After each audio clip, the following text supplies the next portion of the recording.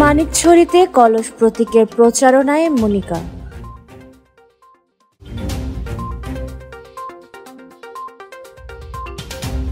সদর উপজেলা নির্বাচন ঘিরে এইবার পৌর এলাকার পাশাপাশি মানিকছড়িতেও কলস প্রতীকের প্রচারণা চালিয়েছেন মনিকা আক্তার। শনিবার বিকেলে তিনি কর্মী সমর্থকদের নিয়ে সাতছড়ি ইউনিয়নের মানিকছড়ির বিভিন্ন এলাকার বাড়ি বাড়ি গিয়ে কলস প্রতীকের প্রচারণা চালান এবং সকলের দোয়া ও আশীর্বাদ কামনা করেন।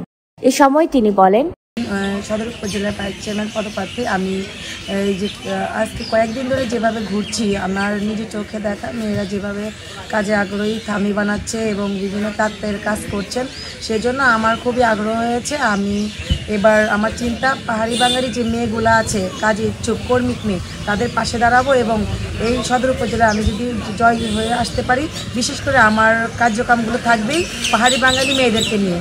এটাই আমার চিন্তা ধারণা।